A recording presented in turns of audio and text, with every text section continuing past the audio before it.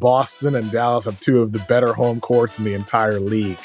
And I just can't wait to see how these fans are in both arenas. It's going to be epic.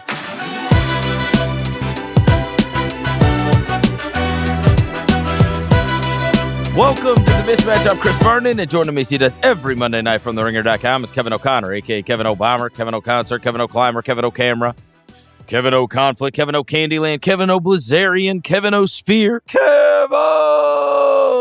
Verno! It's the NBA Finals, baby. Let's go. It's the NBA Finals. We've had some time off, and certainly some much-needed time off for some of the participants of the NBA Finals to get healthy. And as we lead in to this NBA Finals, we are going to do a special edition of everybody's favorite game. That's true. That might be true. That's ridiculous. NBA Finals and NBA Draft Edition. Because I threw in some draft ones at the end. Oh, yeah. Nice. I listened to your podcast with Gavoni. Nice. And I've been keeping up. I did some deep dives on the NBA Draft this weekend because we're now about 3 weeks away from that taking place. Man, right around the corner, man. Draft takes us. The finals take us right up to the drafts. So let's jump right into it. The first statement in the game sweeping the country. That's true. That might be true. That's ridiculous. Kevin, the series price in Vegas is right.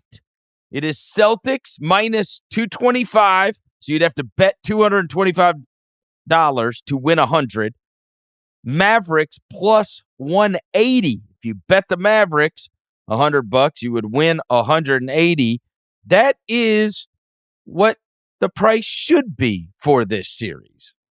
Now, before I answer, can I just ask a quick question? I remember listening to Bill's pod with Ryan Russillo on Sunday night. What was it exactly he said that ranks historically? Like in terms of third. Heaviest favorites? Third, yes, right? It was pretty high up there, right? Yep. I think that's ridiculous. It should be a bit more even. I think it disrespects what Dallas became after March 7th when they changed their starting lineup and inserted Daniel Gafford and Derek Jones into the starting five, and they had the NBA's #1 defensive rating over the final month and change of the NBA regular season, and how they've carried that into the postseason and had the best defense in the playoffs so far. I think it underrates Dallas, and it should be a bit closer than it is right now. So that's ridiculous. Okay, so I'm with you, but I got to be honest with you. This Vegas thing has really got me rethinking what I think. So let me just lay it out. Number one, they are prohibitive favorites. It's a big favorite, right? The Celtics are. But more interesting to me, and the reason that it has given me, wait, your favorite phrase, cause for pause. It's a great phrase. Is this. You know, they put lines on, you could bet on, Mavs in 5, Mavs in 6, Mavs in 7, Celtics in 6, whatever, right? You could bet on what the series is going to be. The lowest number, the most likely of the outcomes, the lowest number you can get. So, like, I would win the least amount of money if I bet it ending this way, is Celtics in 5. Interesting. So it's not even Celtics in 6 or Celtics in 7. It's Celtics in 5. That's what freaks me out. Because I'm with you. I think the price is goofy. But then I go and I look and I'm like, hold on now. Am I just way off on this? Am I just way off in thinking that at worst it's going to be a long series? Because the number tells me that the most likely outcome, at least according to the Vegas numbers, is Celtics winning in 5 games, and that's a mashing. Yeah, and not in that one. So I pulled up FanDuel's numbers. FanDuel has Celtics in 5 at plus 320, Celtics in 7 at plus 330, Celtics in 6 at plus 460, Celtics sweep plus 900. So that's the order for Celtics win the series. And then Mavs sweeping plus 2,300, Mavs in 5 plus 1,300, Mavs in 6 plus 500, Mavs in 7 plus 750. So they have the Mavericks victory most likely in 6, Celtics victory most likely in 5. Which stands to reason that they would think, look, if the Celtics are winning, it's in 5 or 7. They're not going to close them out on their home floor. For sure. In a game 6. Yeah. Or at least that would be the least likely of the outcomes. But it is fascinating to me that 5 is the most likely outcome according to those numbers, and it makes me rethink how I feel about the series. It does? Interesting. How come? How come it makes you rethink it all? I mean, like you have, like, because they're not in the business of getting losing money. No, you know what I mean? And they're usually smarter with these things than anybody else. Yeah, that's why. So I mean, look, in a month we're going to be there for Summer League. They got shows, they got lights, they got. I mean, they didn't. That ain't from winners, brother. They know what they're doing. Yeah, they didn't build your sphere because people win out there. You know what I mean? Well, I mean, Dolan put his money into that. I got you. Yeah. Next I know statement. what you're saying. The casinos. They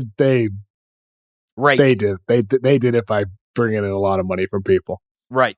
Next statement. The Celtics have to have a full series of healthy Porzingis to win.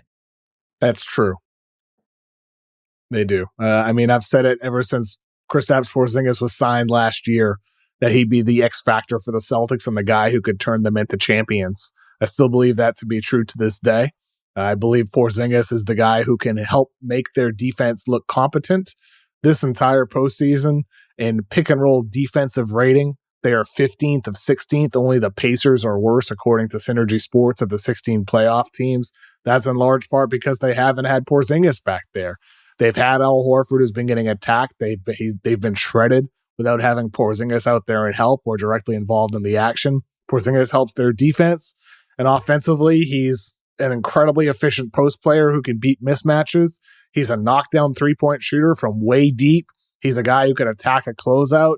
He's such a versatile offensive threat that he makes Boston's half-court offense so much harder to defend. He can screen and catch lobs and finish at the basket. He does it all.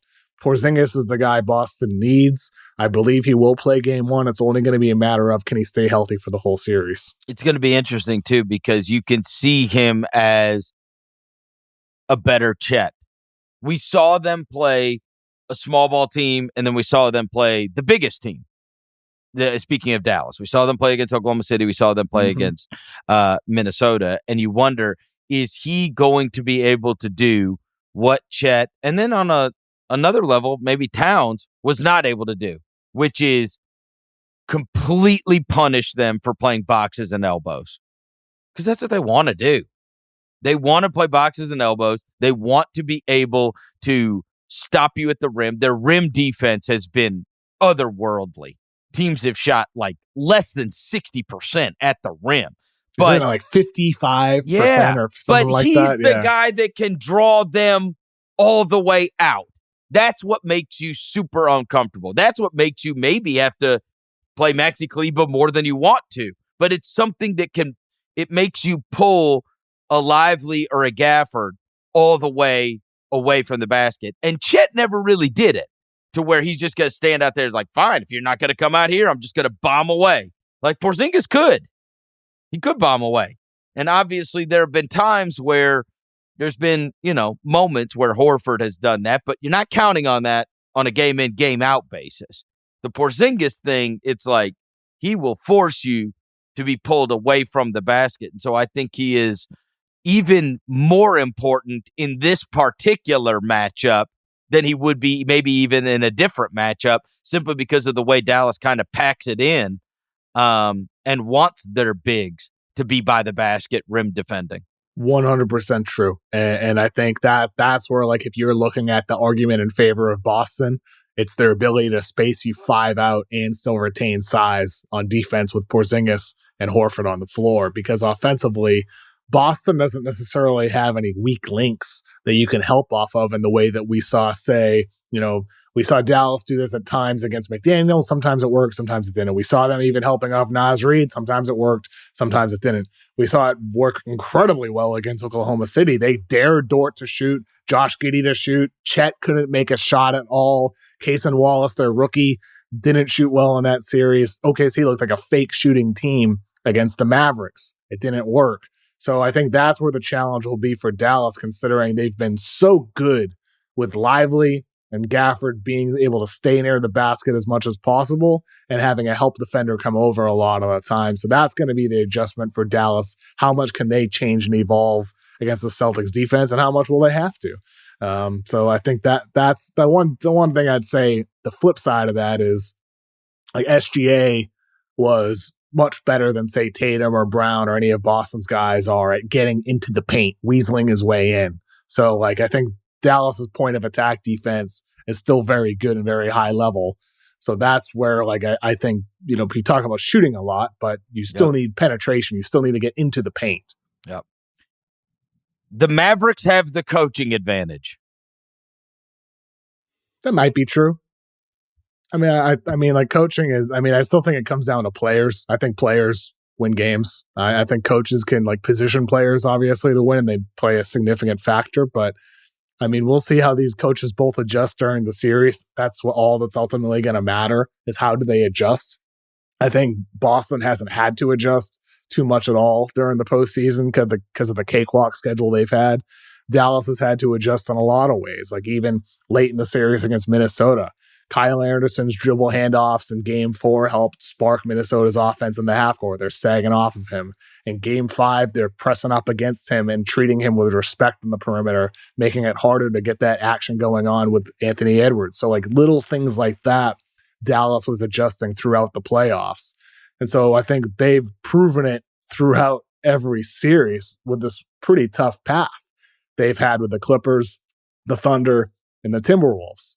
So Dallas has a track record of three good coaches too. Yes, 3 good coaches. Yes, 3 great coaches at coaching opponents. So I think Dallas has a great track record right now. Boston, they have a dominant regular season, a dominant postseason, but this is the real challenge, and we'll see. So I'll say that might be true. And in fairness, look, the teams were hobbled, but to your point about there's only so much coaches could do. Because Rick Carlisle is very highly regarded. Eric Spoelstra is very highly regarded. They didn't have horses. You know what I mean? By the time it comes around, they didn't have the guys. So it doesn't matter how good your coach is if your guys are hurt. And so, but, we've had this discussion about Missoula. And I think it's a big one for him too. Right? Huge. It's a big one. It's huge. All the criticism last year, people, including me, saying he should be fired. You wonder, do you think this series is any different if I swap out the coaches? This was not on the board as a question, but I don't know. Now that we're talking about it. I don't know. Maybe. Missoula's improved, I think, over the past year. Would your pick change? No, I don't think so. I'd still focus on the players and your matchups. Pick would not change dependent upon the coaches. No, because the pick is like based on paper, and then during the series is where the coaches actually dictate a lot of those changes, and that's the coaching changes are hard to predict. Sometimes they come, sometimes they don't. Sometimes they're slow to make changes. Sometimes they stick to their guns and it ends up working out. Like coaching choices are very tough to predict, but you can only go off of, I think, what you saw during the regular season and what you project to happen based off the playoffs. Okay.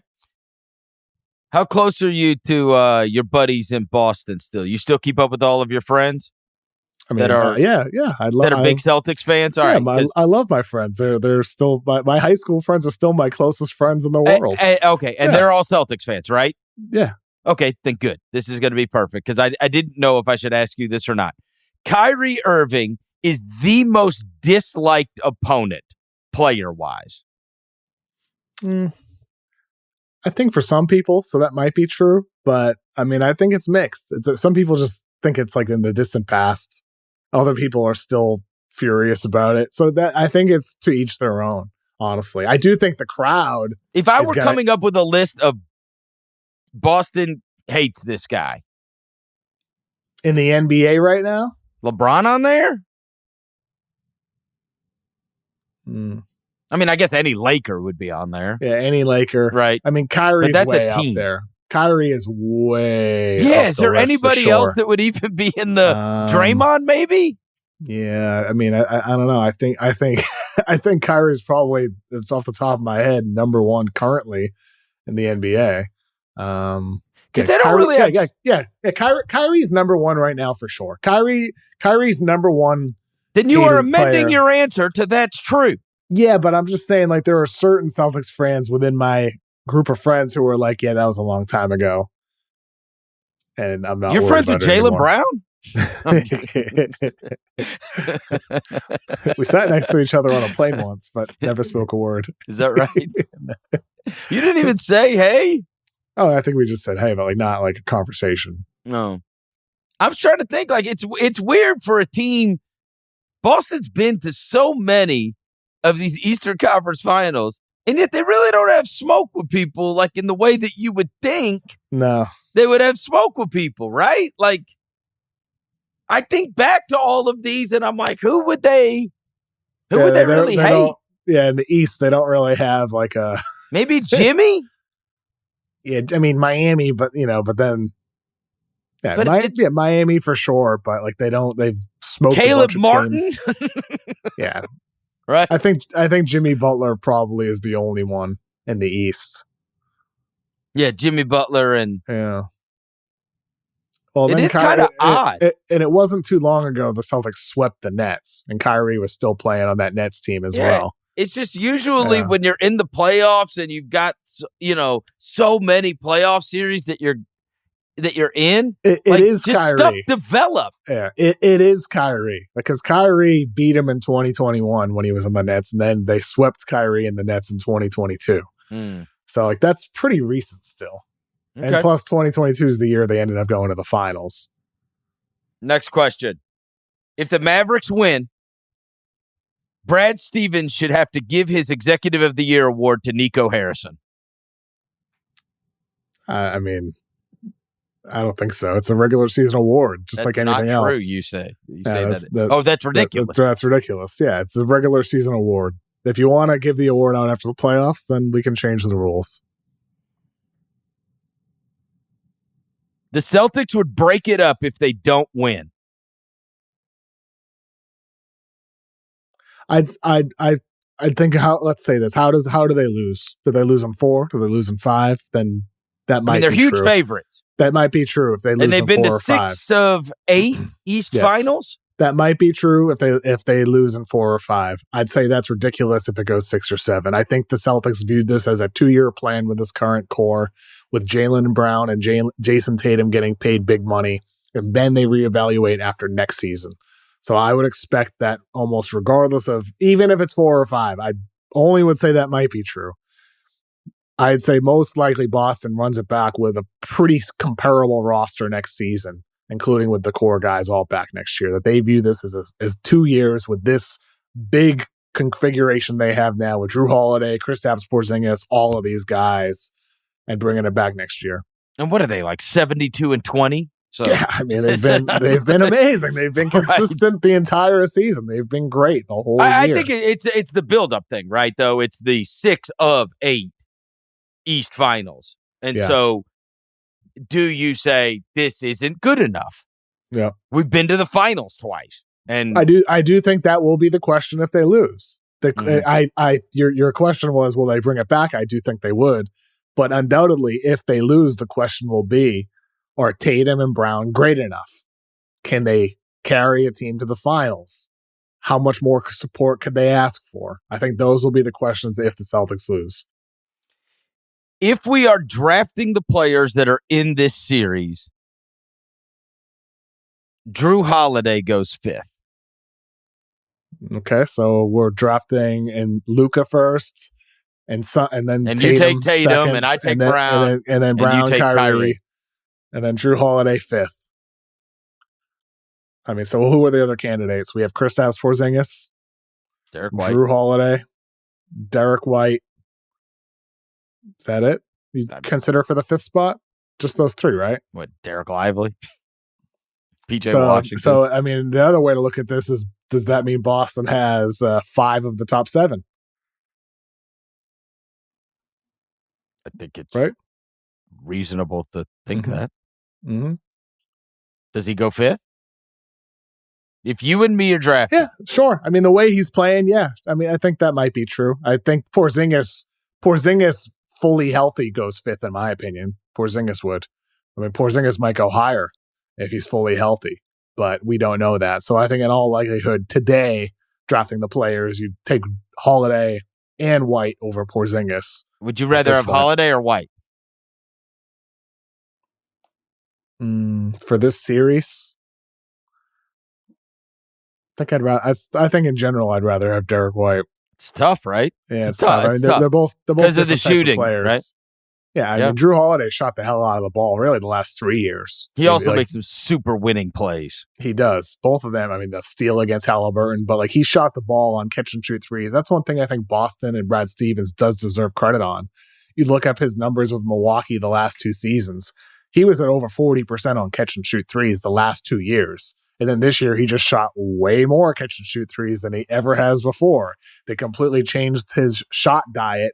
And that's turned him into this super efficient guy, taking under 10 shots per game instead of having so much on his plate that he had with the Bucks. And so Holiday, you can say past years that he put up Eric Bledsoe numbers in the postseason with the Bucks. Well, this year in Boston, he has a completely different type of role. And I think that has turned him into, you need to look at him through a different lens now than compared to past postseasons. The one thing I would say about Drew Holiday, do you have any questions about who defends Luka? Anything like that? Because I think one of the thoughts with Drew Holiday is I'm thinking back to last year against the Miami Heat where he, openly admitted he's there's nothing I could have done against Jimmy Butler. You could put Michael Jordan on him. You could put LeBron on him. It doesn't matter. Jimmy Butler was just playing at a different level. But Butler used his size and strength advantage over Drew Holiday in that series. So when you talk about guys who are going to defend Luka on the Boston side of things, they got a lot of guys who can try.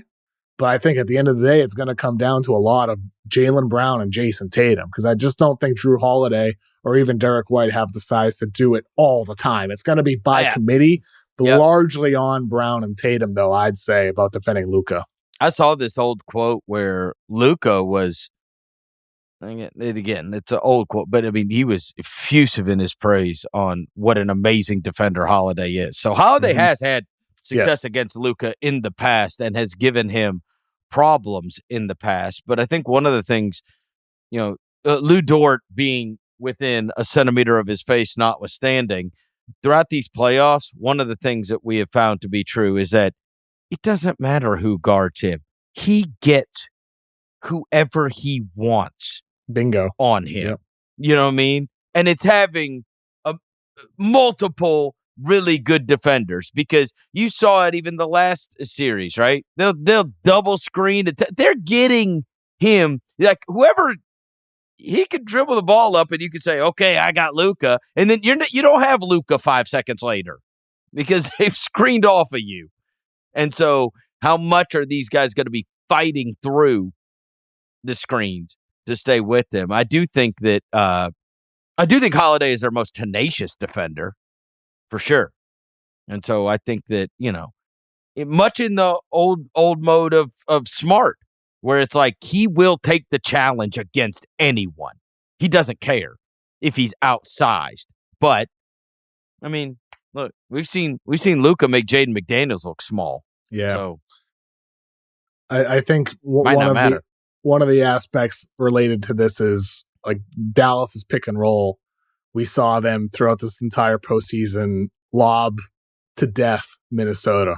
Mm-hmm. And, Minnesota during the regular season, they allowed the second least amount of lob attempts of any team in the NBA. And yet Dallas had 18 lob attempts against them in 5 games in the Western Conference Finals. They just managed to get to it despite having Gobert and Towns and Nasri and all the length, and McDaniels and Edwards and all the length they have on their team. They still got to it. Boston allowed the least lobs during the regular season.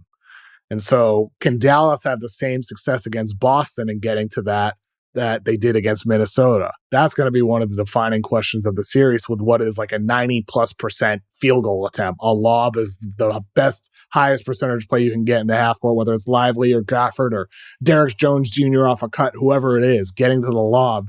And so I think you'll see Boston, with all of their guys that they have who can at least try to defend Luka, switch and switch and switch and switch, because even though they might not necessarily have the size against Luka, because nobody can stop Luka, a lot of those guys will feel like they can at least battle inside on a switch against Lively or Gafford.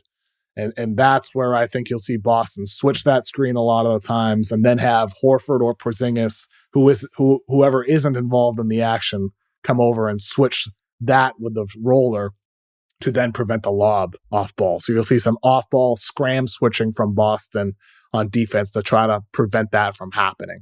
And the trick then becomes they are also, you say they're so good with the lobs. I was reading yesterday, they are elite at limiting corner threes. And it's like the two things that Dallas gets to off of this, paint touch is these open corner threes and the lobs. This is the pressure they're putting on you. And so it's like, which one of those does the water get caught off on? I don't think you can do both, right?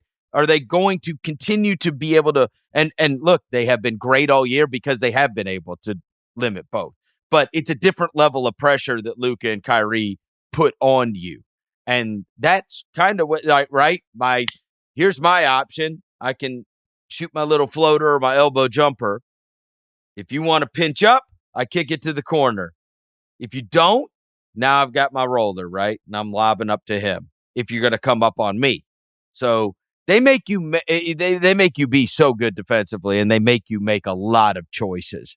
But it is interesting that the two things that Boston has been so good at defending are the things, and maybe this is why, again, I keep talking myself into how weird that price is. It's like, maybe what we're going to find out is like a lot of the stuff that Dallas is so successful at doing is the stuff that Boston is great at defending. And on the other side, it doesn't really matter that Dallas is amazing at guarding the rim. That's not how Boston scores, right? Like they take less than 30% of their shots at the rim. And so now you're facing a team that's got, 8 guys on it that have hit 100 threes or whatever the hell the number was. And so your boxes and elbows was cool against a bunch of teams that, Oklahoma City didn't hit the shots and Minnesota didn't have the horses that would shoot you out of it. And maybe, I don't know. There is, that's, again, it's like the friggin' Super Bowl where we've been given all this time and now I'm just paralyzing myself. The paralysis by analysis, as they say. It's like, man, why is Vegas saying this thing's going to end in 5? Is it because all the stuff that Dallas is awesome at is what Boston is awesome defending, and the stuff that Boston's awesome at is not what Dallas necessarily defends? They're great at guarding the rim. And so this is like playing Oklahoma City, except a team that can shoot. Because Oklahoma City couldn't make them. So I guess we'll see. I mean, I do feel like we're probably going to look at the end of the night, and we've joked throughout the whole season, the old Greg Popovich, just tell me who hit more three-pointers and I'll tell you who won the game, percentage-wise. Yeah. Dallas is not winning that game, but they don't even want to play that game. They're not winning the high-volume three-point shooting game. But I do think we are for sure going to be able to tell if Boston played well or not based upon their three-point percentage. Because that is how they're going to score. Next one. It's going to be a 6th straight new champion in the NBA, which happens to be the longest parity streak since the 70s. That's amazing. Okay. Having this many different champions is great for the league. I mean, don't dynasties historically do better numbers, better ratings? I think they do. Which do you like? Would you rather have it be somebody that is the team to beat, or have it be where, there's a huge amount of... I prefer parity. Okay, personally. So you say this is ridiculous. Oh, no, you say this is true. Well, I would say that might be true. I think there's evidence that dynasties are what draw the most interest and bring in the most eyeballs. Dominance. But does that actually matter in terms of sustaining those fans and turning them into loyal fans, what makes the NFL so interesting sometimes is part of the feeling like a ton of teams have a chance. It's one game in the playoffs, you win and you move on. There's something to that in terms of like feeling like you have a chance, even when there is a juggernaut opponent in the NFL. Is this more interesting if it's Denver? I don't know. I'm not sure. I don't know. With a chance to go back to back. I mean, Luka's a pretty compelling player, and Luka. I think so too. I think he's a pretty compelling player. I think Luka on the national stage might overwhelm the chance of Denver starting to build a dynasty in terms of interest from a casual fan. Luka's trash talk, his style of play, the ball, his ability to create off the dribble. I mean, I think Luka is so compelling to a casual observer, and so is Jokic. But Jokic isn't as he's not in people's faces. He's not as emotional. He's not screaming at the camera after hitting big shots. Like Luka emotes. And I think on like this stage, he could win himself a lot of fans if he has a great series. Those Boston fans are going to hate him with the fires of seven hells. It's going to be incredible. I mean, they are going. You think they hate Kyrie? They're going to hate Luka more. Oh my God! Yeah, I mean, look, Oklahoma City hated him. Luka's going to be the number one villain after this for sure. Minnesota hated him. Oklahoma City hated it. Like, I mean, you can't play against that guy in the series without just absolutely hating his guts by the end of it. He's proven that to be true. And so I cannot wait to watch those Boston fans. I'll tell you this. I might alert them to not talk too wild to him. Well, they're not going to listen. They're going to talk. He does not. He has not been one to talk to. No, he's not. You saw what he did to that cat in Minnesota. Oh, I know. That guy, he said, "Who's crying now, motherfucker?" I mean, so good. He told that dude to watch him in the finals. Yeah. I was like, oh boy. I know. So he'll engage with you, and it like just makes him madder. It just makes him play better. It's like they say like don't fuels him. Don't poke the bear, as they say. He looks for it. Yes. Yeah. He wants it, and Boston can give that better. They're going to hate his ass. They're going to hate him. I mean, these are two. I mean, I think the playoffs in general have had some amazing home crowds advancing. Like these crowds have been incredible, and I think Boston and Dallas have two of the better home courts in the entire league. And I just can't wait to see how these fans are in both arenas. It's going to be epic. And I mean, there's a less than 0% chance where Bill Simmons will be on a podcast talking about what a joke it is what Luka does to the refs. Oh, for sure. There's a 0% chance that doesn't happen. Yeah. Bill he is going to be infuriated Bill's by Luka hate and the refs. Oh, yeah. They're all going to hate him. He's going to hate Luka more than ever. I know. And he once was his biggest fan. Yeah, you know what I mean? I guess, I don't know. Makes for a good enemy, for sure. Kevin, we will see that TNT crew again as it was constructed. Oh, yeah. They're under contract for next season, so that's true. I mean, I'm talking about, with the new contract. I mean, that's not for a whole another year, so I don't know. Probably. If Ernie Johnson wants to, Ernie's like 67 years old, and he recovered from cancer like 20 years ago, and he's at a retirement age. And if Ernie wants to do it, then sure. I do think we'll see those four guys again. But if Ernie decides he wants to retire and like just cover baseball for a little while or work on a part-time basis, then maybe not. It's all going to be so strange, isn't it? I mean, you see all this stuff. It's like Amazon, NBC, the way we watch basketball is going to change dramatically. It is. I know it is. Yeah. Within like a year's time. Sure. So it is. I mean, we'll see. They have all the next year, though. So we have a whole other year of Inside the NBA and all the laughs and the jokes and the entertainment. And those guys are amazing. So, and hopefully we're not just sitting there talking about, they can't take this away from us. Because that's all anybody's been talking about now. Yeah. They can't take this away from us. It's sad to think about. Even it's sad to think about. Yeah. I listened to the pod with Gavoni. on the NBA we're all draft. done with finals talk. You don't even want to give a prediction. Oh, okay. Here. No prediction. I mean, I was going to save it for the very end, but you want to just go ahead. We'll save it for the end. No. We'll knock out the finals talk and then do draft. How about that? Okay. All right. The Mavs are going to be the NBA champion. That's true. Mavs in 6 is my prediction. Oh, my God. You bitch. What's yours? You are such a bitch. What's your prediction? Is it Mavs in 6 for you too? I picked the Mavs against the Clippers. Then I picked the Mavs against Oklahoma City, and you picked Oklahoma City.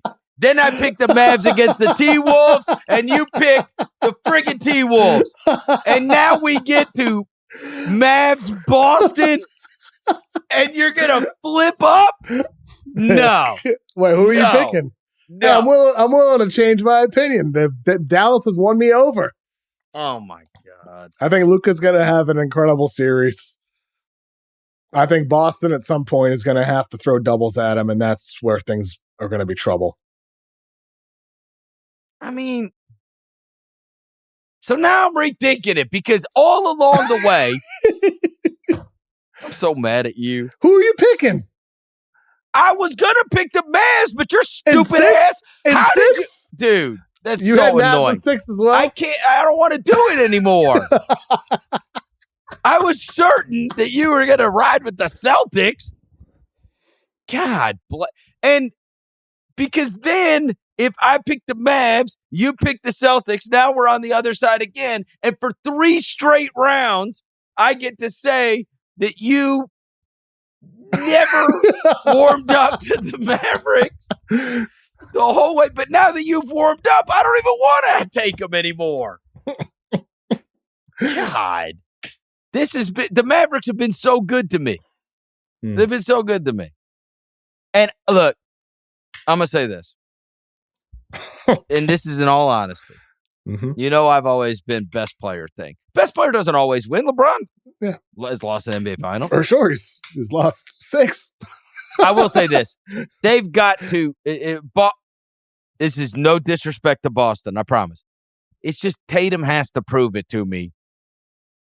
And I trust Luka more. The last time I saw Tatum in this spot, the Celtics are up 2-1, and Curry dropped 43 on the Celtics, and Tatum had 23 on 35% shooting and 6 turnovers. Then they got to game 6, and Tatum had 13 points and 5 turnovers on 6 of 18 shooting. Meanwhile, Steph Curry had 34. Now, we are a distance from that. He has been through that fire, and so now we will see if he's the man this time and has learned. It's just this team has been a radically different team. This Dallas team has. You know, they ended the season 16-2. I've been super impressed with them in the playoffs, and they've got the best player on the floor. And it's like, do I think when it's heads up, and they've also had the best clutch numbers in these playoffs too. So it's like you get to the last 5 minutes of the game, I feel like if it's going to be these close games, I trust Dallas more in that spot, and I trust Luka more in that spot. That's not attempting to be disrespectful to Jayson Tatum, and not at all. The collection of their talent might very well be greater, so he would have to overcome it. But like we said, 5 of the best 7, arguably. That's right. Yes. That's right. Yep. But I love the way Dallas has played as a team, and they've been good to me picking against you this entire time. And so now for you to turn and pick them. And here's the second thing. So Tatum has to show it to me, and I will be the first to give him his flowers if he does. Well, one quick thing on Tatum, just to add to your Tatum point before we move to your next one. Tatum, final 10 games of the regular season, shot 33% from 3. In the postseason, 29% from 3. Last year in the postseason, 32% from 3. He has had some really cold shooting stretches in the postseason, as you mentioned in the finals as well. I know he rebounds at a high level. I know he defends at a high level. The playmaking has improved ever since even that 2022 finals against the Warriors. He does so much more that makes him one of the 10 best players in basketball aside from scoring. But in this series, he needs to score. So I would say that that's the first thing. Luka best player. Yep. If the games get And close, I trust I agree him more. completely. Luka could average close to 40 if they give him single coverage. The second thing, and this goes all the way back to the very first question, or maybe it was the second question. The second question. You know, Kevin, I'm Mr. Soft Tissue. I do not trust Porzingis being healthy. I don't. I know everybody's saying I expect him to be ready for game one. He's been playing 5 off. I don't trust it. Well, he will play game one. It's a matter of can he stay healthy. Yeah. He's a 7'5" guy with a hurt calf, and then you're taking Achilles into play. And I get it. This is your chance to be in the finals. I don't trust him being 100% at all. At all. And I do think he needs to be in order for them to beat the Mavericks. And I just don't. I don't trust it. I don't trust that guy being that tall, coming back from a calf injury. I know he's had a lot of time off. It's just, I could just see that going south early in the series and then him being unavailable. Yeah. It's a very easy thing to happen. Yeah. I mean, I think and it's a very hard thing to trust. All year long, one of the advantages for Boston this year during the regular season was the fact they were able to load manage Porzingis. Anytime he had something nagging, anytime there was a slight issue, certain back-to-back situations, they sat Porzingis, they rested him. The advantage was the fact that he was not an all-star last year. The NBA rules don't allow you to load manage all-stars. He was not an all-star for the Wizards last year, despite putting up some all-star level numbers. That was an advantage for Boston. The advantage for Boston in the postseason was that they had a cakewalk schedule and they were able to rest him for, over a month now.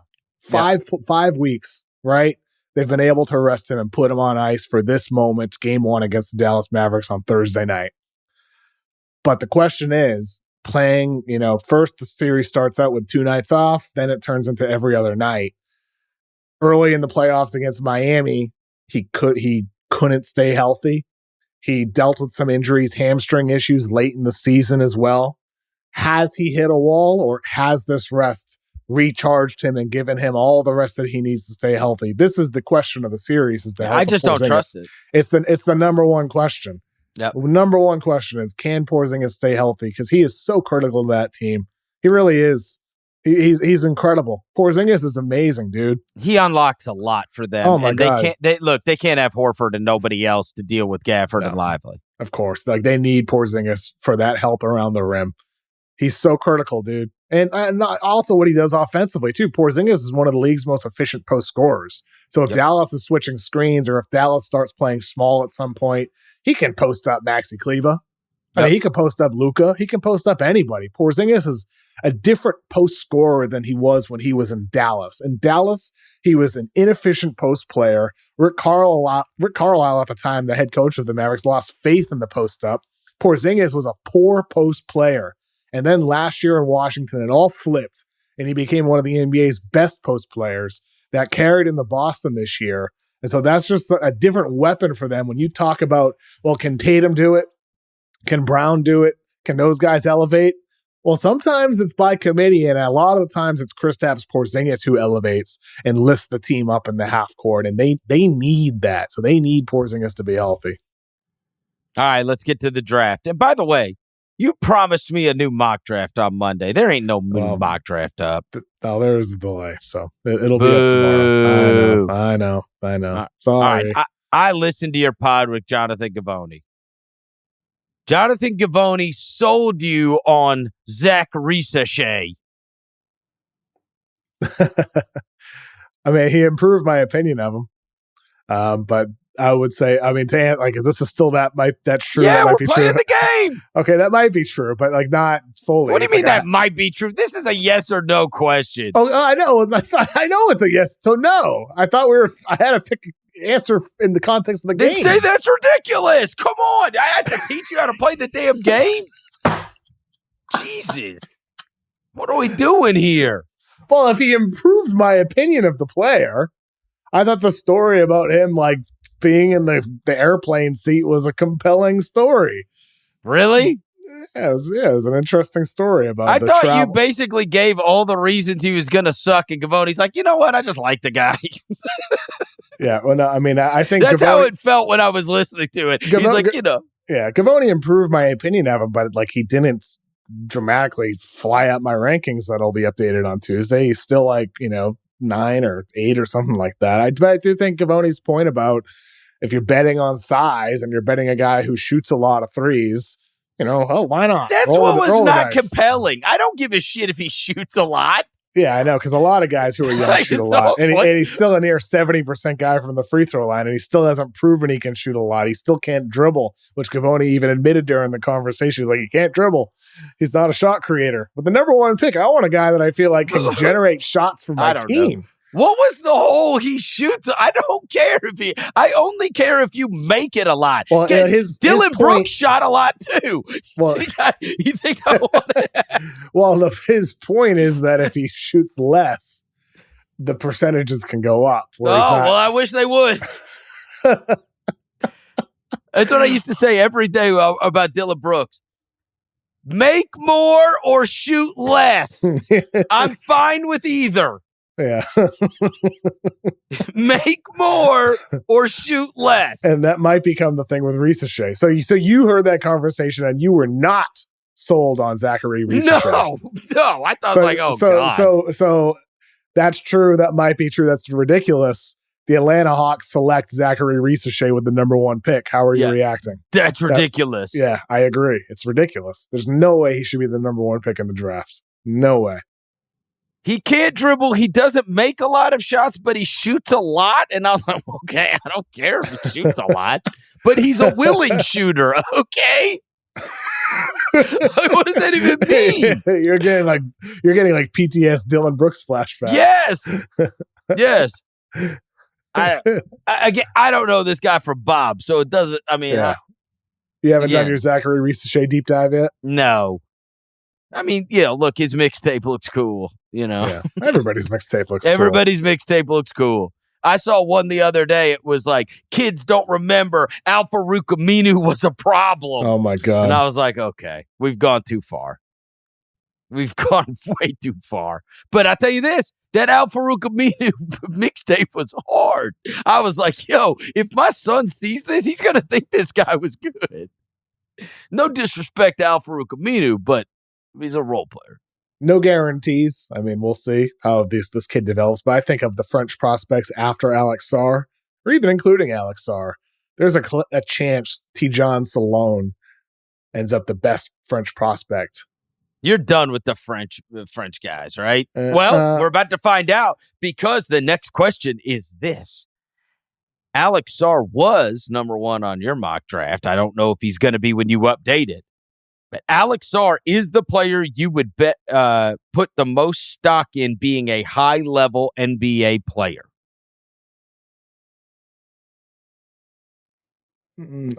I'd say that might be true. He's still in the top 3, but I'm moving Stephon Castle back up to number 1. I had Stephon Castle, point guard from UConn, 6'6", at number 1 for a couple weeks, and then I bumped him down to number 2. And I'm moving him back up to number 1. I just think Stephon Castle is going to be like an Andre Iguodala type of guy. So wait, that's the guy then. So you're saying for now, that's a guy you would, for right now, that's the guy you would put the most stock in being a high-level NBA player. When by high level, you mean like all-star quality, maybe a multi-time all-star, maybe gets an all-NBA team. Yeah. I'd say Stephon high-level Castle. yes. Because Stephon Castle, he has size at the guard position. He has defensive versatility to defend. He's got the mindset on defense. He's willing to do anything for your team. He can run point for you like he did at the high school level. He'll set screens for you like a big guard should and like an NBA guard does in today's NBA. He can finish at the rim. Great at-rim finisher, improved free throw shooter over the course of the season, has flash potential as a shooter from 3. He's just one of those guys that can plug into any type of role for your team. And I think Stephon Castle could fit anywhere. Alex Sarr, there's fit questions. And Sarr defensively, I mean, he's very good defensively and he has some amazing flashes defensively. But there's also sometimes stretches where you're like, where's the energy, dude? Like, are you aware that this guy's driving to the basket? Where it's like, I'm getting like DeAndre Ayton flashbacks sometimes. Oh, boy. And not all the time. Sometimes you watch Sarr and you're like, oh my God, the next Jonathan Isaac, the next. You mean Jaden dominating? Are you talking about dominating? And I mean, so defense is Sarr's thing, and I'm nitpicking here, but you need to nitpick when you're talking about the number one pick in the draft. I got to tell you, I am a little, and I know they were not, most of these kids that are there at the top of this draft were not there. But I remember, what was it, 2023, I was in Salt Lake City for the All-Star game, All-Star weekend, and they had reintroduced that basketball without borders thing. And so, you see the bus, and it's like a bunch of these just monsters getting off the bus, and like high school kids. You're like, who are these? And they said, oh, it's the basketball without borders. And so the only people that are allowed in there are NBA talent evaluators. But when I talked to the NBA talent evaluators that were in that gym, every one of them that I talked to told when I was asking them, I'm like, who do I need to know for the draft coming up, blah, blah, blah. They were like, it's Buzelis and everybody else. Mm-hmm. He's that much better than everybody. Got an interview with Modest Buzelis coming Wednesday on the Ringers NBA draft show. I interviewed him last week here in Los Angeles. I saw him in person. You remember I came on the pod and told you. Super talented, huh? I expected to not like him, and then I left. His team sucked. But I was like, you know what, dude? I kind of like this guy when I watched him for the Ignite. And it sucked because Holland had already hurt his thumb, so I didn't get to see him in person. So I was really just watching Buzelis. Buzelis was my preseason number one, and he might end up back at number one. I've moved him up to number 3 with the update coming tomorrow. But he might end up number 1. I'm still thinking things until I'm willing to change on the last day. I'm willing to change the morning of the draft. My rankings. I will say I saw that kid in person in the G League this year, and I liked him. I think Buzelis, like, one of the things I really like about him is the shot creation. At his size, 6'9", the ability to create. I think the bet on Buzelis, like, he can defend. He also gets in the mix. Yeah, he's tough. He's hard-nosed. He brings energy all the time. He's very aware on the court. He can pass a little bit for your team. He's a connective passer type of guy. The question with him is the shot. Same thing with Ricochet. Buzelis shot the hell out of the ball his senior year at Sunrise Christian in high school. That's one of the things I asked him about was, like, what happened at Sunrise Christian where you shot over 40% from 3 and you're coming off of screens and handoffs and off movement actions and you're looking like a filthy shooter. And then what happened in the G League where your numbers fell to closer to 30% from 3? And he had a number of different reasons that he talked about on the show, like the distance, everything, the level of competition, the ball, like everything. Like, but he's like, he believes in himself as a guy who is closer to that senior version of himself. It's just about developing, finding consistency, improving his body. And, I think with him, that's going to be the defining trait, like it is with a lot of these guys. Thing that impressed me is, bro, I mean, you're flying up and down that court. Those G League games, they run and gun in those games. Yeah. And the other thing is, the G League is so good now compared to what it used to be. Oh, my God. That's one of the things we talked about. It's loaded. Yeah, it's loaded with players, man. Yes, it's like two-way guys, like guys drafted in the first round. I think I forget if he said this on mic or before the interview, but he's like, we were talking about it. He's like, there's first-round picks.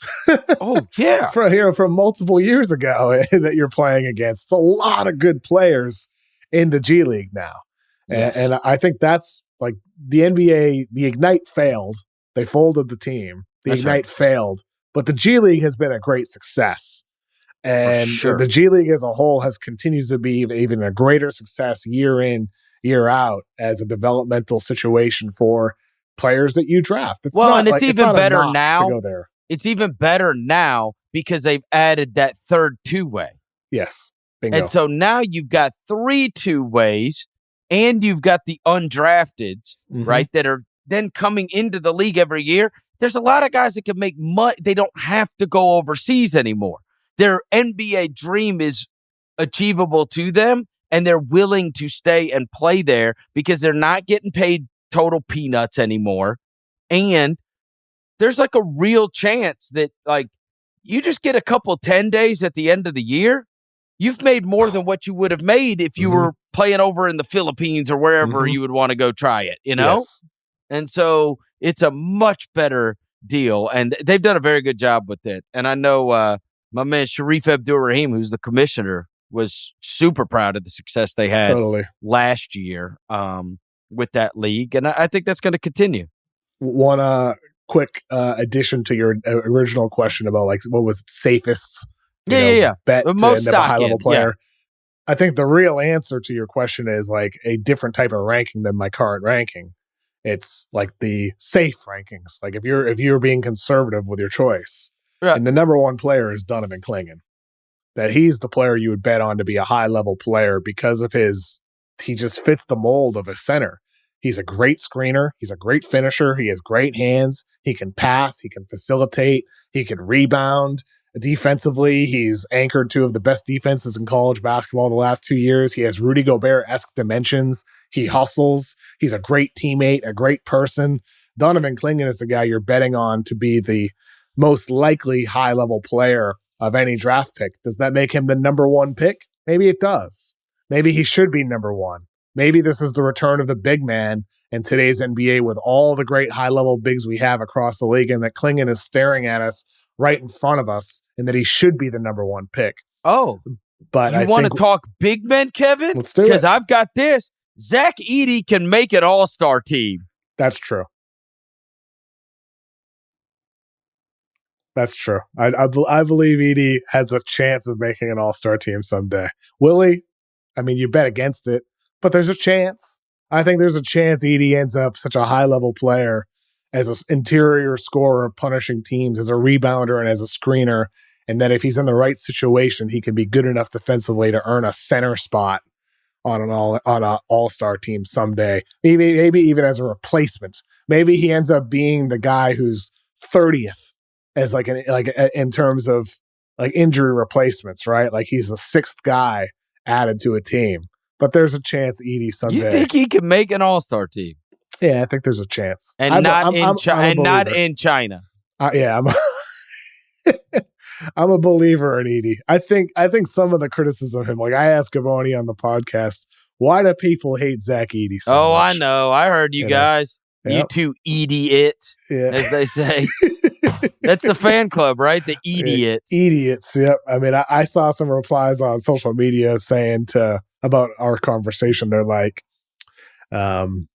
he's going to be Boban.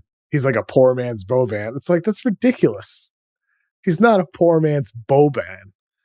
He's better than Boban. He ain't going to be in no John Wick movie.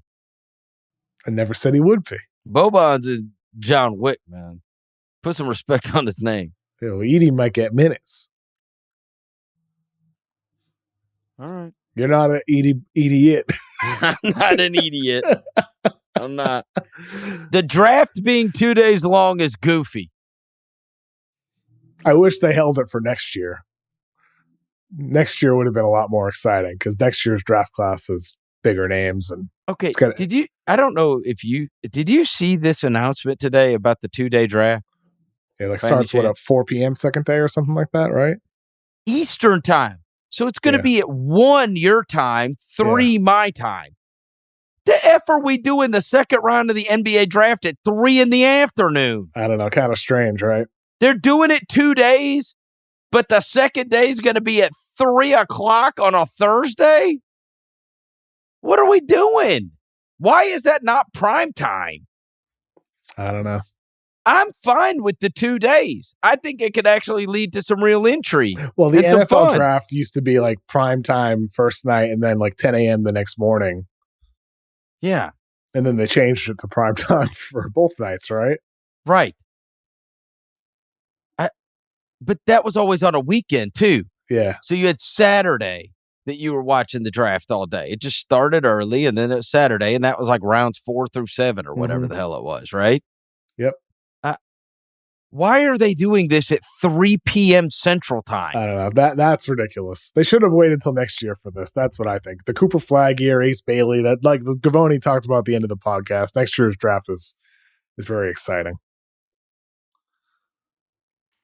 3 o'clock in the afternoon. It's like I think this year. Day. I think this year. It just made me. It's just annoying. Like if you and I fall into the category of hardcore NBA fans. Yes, we will be watching no matter what. So we'll be watching no matter what. But like, I don't want to be watching the freaking second round of the NBA draft at 3 o'clock. Well, guess we will be, huh? I know, but people are like still at work on a Thursday at 3 o'clock. You and I happen to have jobs that but if you're a big NBA fan, it's like, why would you not put this on at a time where people could actually watch it? Well, I mean, you also got to make it a watchable product too. I got you. And not just something that people are looking for the Woj and Shams tweets and looking for who got picked. You got to make it something that's desirable to watch as well. I mean, I have to get home at 3 o'clock if I want to see Zach Edey get drafted. I'm kidding. Somebody, some poor soul is going to take him high. Some idiot. I swear to God, if he goes 9 to Memphis, you'll never see me again. I hope it happens now. I know you do. Why would you? Memphis is a great fit for Edey. Oh God. Why? You can't be serious. You had Steven Adams. Dude, I know. They need a high flyer now. They need somebody that can finish above the rim. Yeah. To catch lobs. Why can't Edey be that guy? Bro, John Morant could run up and down the court 7 times before Zach Edey would get down the court. Stop. Yeah, but it's about playoff basketball, though. Let that guy from Indiana catch some lobs. So you want Kel'el Ware over I just Zach let Edey. Him catch some lobs. Yeah. I just watch the NBA now, and I'm like, where does this guy? Yeah, but where are the lobs coming from? From the half court most of the time in the playoffs. I know. Like you're a scarred Grizzlies fan, and you're not worried about playing into June. But how dare you? It's about half court basketball. How dare you? I thought Gavoni nailed it on the podcast when it comes to Edey. I thought his reply about Edey was terrific. And granted, I'm also an idiot.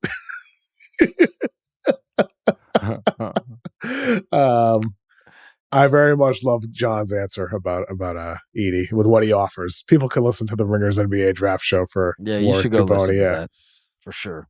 All right, it's always a pleasure. Thank you to our executive producer Jesse Lopez and Kevin. I will talk to you Thursday night after Game 1 of the NBA Finals. Let's go. And I guess we both have the Mavericks. You jerk. That's crazy. That is crazy. They finally beat you into submission. Mm-hmm. Man. All right. We'll be back on Thursday night. Have a good week.